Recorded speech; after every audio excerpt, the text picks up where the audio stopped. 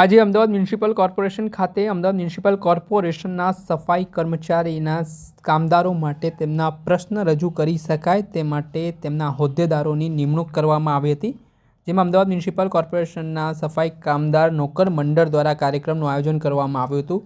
આ કાર્યક્રમમાં અમદાવાદના મેયર પ્રતિભા જૈન પણ ઉપસ્થિત રહ્યા હતા અને મોટી સંખ્યામાં લોકો પણ જોડાયા હતા। ત્યારે મુખ્યત્વે જે રીતે ઘણી બધી વખત અવારનવાર સવાલ ઉઠતા હોય છે, ત્યારે આમાં જે વરણીઓ થઈ છે તેની વાત કરીએ તો શાંતિલાલ મકવાણાને પ્રમુખ તરીકેની વરણી કરાઈ છે, જ્યારે કનુભાઈ ભરવાડને જનરલ સેક્રેટરી તરીકે વરણી કરવામાં આવી છે, જેમાં આવનારા દિવસોમાં જે નોકરોના પ્રશ્ન હશે, સફાઈને લઈને જે તેમને હાલાકી હશે, તે તમામ બાબતે આ રજૂઆત છે આ મંડળ છે તે એમસીને કરશે। ત્યારે આને લઈને શું કહી રહ્યા છે જે આજે નિમણૂક પામેલા હોદ્દેદારો છે તેમને સાંભળો।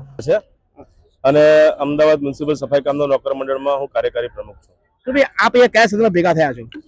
આજે 31 તારીખે અમે લોકોએ અમદાવાદ શહેરના અંદર જે વાલ્મીકી સમાજના સફાઈ કામદારો જે કામ કરી રહ્યા છે એમાં આ વખતે જે રેટિંગ આવ્યા એમાં અમદાવાદ મ્યુનિસિપલ કોર્પોરેશન અમદાવાદ શહેર પહેલો નંબર આવ્યો, પણ અમે એવું ઈચ્છીએ છીએ કે આવનારા જેટલા પણ વર્ષોમાં આ એવોર્ડ આપવામાં આવે અમદાવાદ શહેરને જ આપવામાં આવે। એટલા માટે અમે સફાઈ કામદારોએ શપથવિધિ કરવાના છીએ, અમને બતાવવાના છે, અમને કહેવાના છે કે અમે શપથ લઈએ છીએ કે અમદાવાદ શહેરમાં ક્યાંય પણ ગંદકી દેખાય તો અમે પોતે સાફ કરીશું ને અમે સાફ ના કરીશું તો કોઈ કરોડ પર સ્વચ્છ રાખીશું।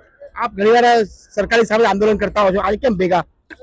એમાં એવું છે કે અમે હંમેશા સમાજ માટે લડતા આવ્યા છીએ અને આજ પણ સમાજ માટે લડી રહ્યા છે અને સફાઈ કામદારોના મુદ્દે અમે લોકો પહેલા પણ લડતા હતા અને અત્યારે પણ લડી રહ્યા છે। આવનારા દિવસોમાં આપણો વ્યૂ શું છે?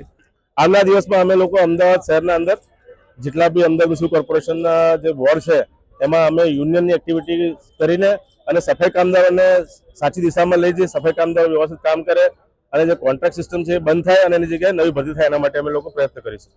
દર્શક મિત્રો, આવા જ વિડીયો જોવા માટે અનકવરેજ ન્યૂઝ જોતા રહો।